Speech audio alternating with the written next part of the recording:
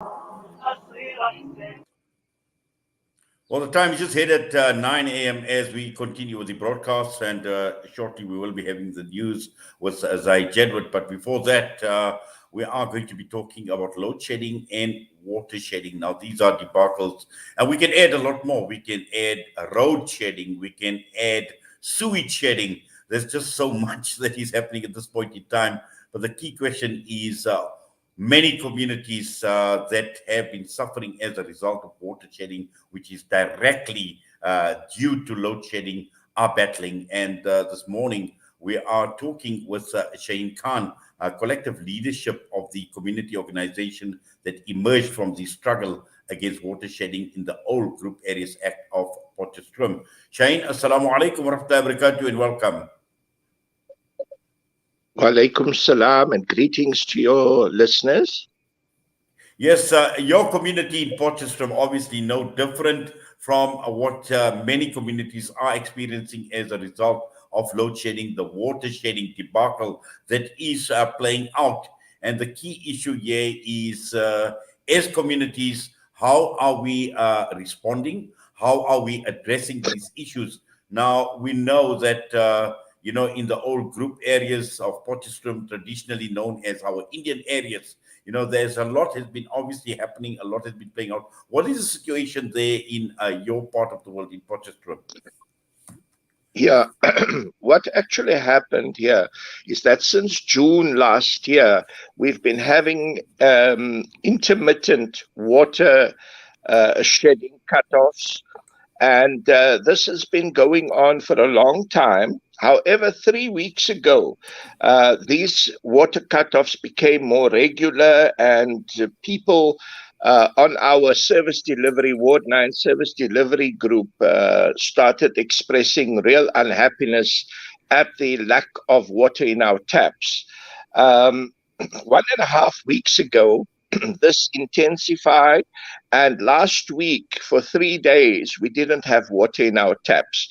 The community decided to call a community meeting to discuss this, and this was organized for Thursday last week.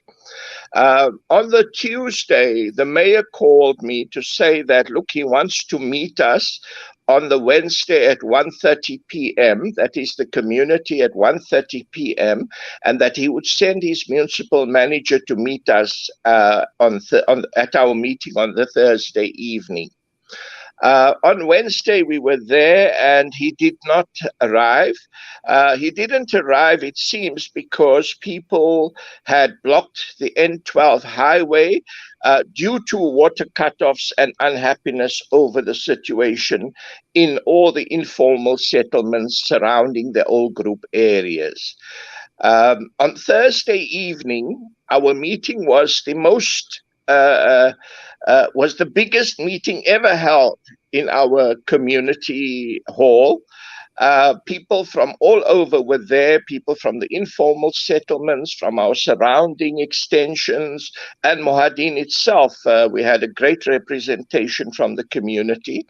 The municipal manager pitched up, and the meeting ended a bit chaotically in the sense that people were so angry.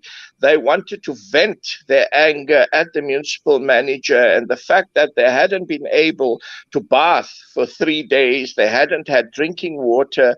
They were only dependent on people with boreholes who fortunately were supplying the community with some kind of water.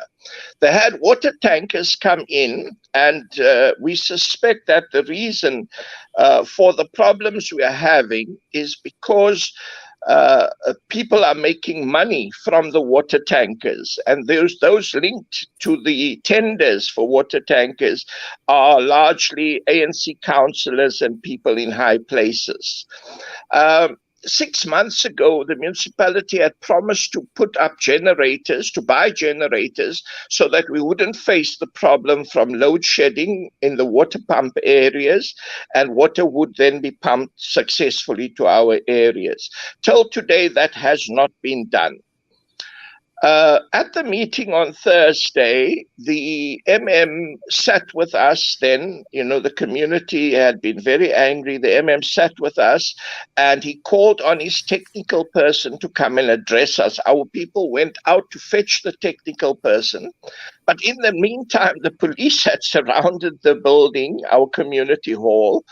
They abducted the municipal manager from the meeting, alleging that he had been held hostage, which was not true at all. He can verify that himself. And they left without him solving the problem. They even stopped the people who had gone to fetch the technical advisor, and they had taken him out of the car as well. The community then decided that on Friday morning we would go to the municipal offices where we wanted answers from the mayor. The mayor, on the other hand, had decided to attend the State of the Province address in Mahikeng.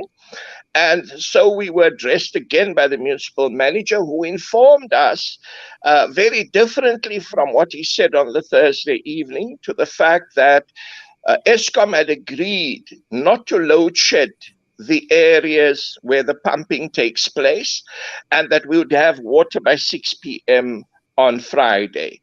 The water did come back at about 7:30 p.m., and we've had uninterrupted water till then. However, the mayor called an urgent meeting with members of the community, with 5 representatives yesterday, that is Sunday, at 2 p.m., where they were informed that Eskom would only be allowing this reprieve from load shedding for 72 hours. The only solution is for the municipality to ensure uninterrupted water supply is through them providing us with generators. But they prefer to make money from water tankers, which provides dirty water, and a number of people have been sick as a result of that. So the matter, in essence, remains unresolved. Well, certainly does. Then, so much has happened in a matter of a few days from what you've described, from the time the first meeting had actually taken place. And I'm sure at this point in time, the community is extremely angry. We can understand the frustration as well. And the scary thought is at some point in time, the bubble is going to burst and, something serious could actually develop. And I'm sure that is a major concern for you, Shaheen, and the community. Yes, absolutely. We're very concerned about that. People are not used to not having water in their taps. The informal settlements have been suffering with this problem forever. And we are arguing that everybody in our areas should have water. There is water in town for whites and upper class blacks, but there is no water in the old group areas for poor black people. What other options are there at this point in time, Shane? The only option is that the municipality must solve the problem. They must ensure that they fit in a big enough generator or generators to power the water to our areas. They have spent millions of rands on other things. I believe, and this has still to be verified, that the water tankers for the last 3 months has cost 6.6 million rand. Now, if the water tankers have cost 6.6 million rand, how many generators could you not have installed to ensure a continuous water supply? There is an element of corruption that lies behind this, and that creates problems for the community, but who cares? I mean, those in power really don't care. They've degenerated to the extent that only their own pockets and their own ability to provide for themselves is what they're concerned about. Well, obviously, this is a pandemic. It's a disease of the highest order at this point in time, Shaheen. And Across we the definitely, country. across the We don't- country. But the people in Potch are taking a stand. Their mass action is the way to go. It ensures that they listen at least. I mean, before our mass meeting was scheduled, they had not responded in our groups or not responded to our problems from the various approaches by community members. In fact, the ward councillor is missing in action. She's incompetent and useless and has failed to service the community. The next thing on the agenda, once we've sorted the water issue out, is to address the question of the incompetent ward councillor in our area. Well, that definitely is a problem as well, and it's not only your ward councillor. And this is, you're not unique to the problem. And what is going to happen at the polls is going to matter. And I'm hoping that people have learned their lessons when they get to the voting station and where they put their cross. In fact, what we've realized is that the only effective weapon is what we call people's power, mass community participation and activism. And people have responded brilliantly to the calls to act in a collective and united way. It's happened here. It's Indian, colored, African. We're black. We don't go by the identification of black as pigmentation, but black as a state of mind. We're a suffering people, and we're standing together in this fight. Well, later on in the program, we're going to be looking at World NGO Day, and you mentioned people's power, and this is where non-governmental organizations like yourselves and people's power actually matter to hold those accountable, but more importantly, to do something. Shaheen, unfortunately, time is of the essence, but we definitely will keep an eye out. We will follow developments in your part of the world, but for now, Jazakallah for coming on and for this discussion that we've had this morning.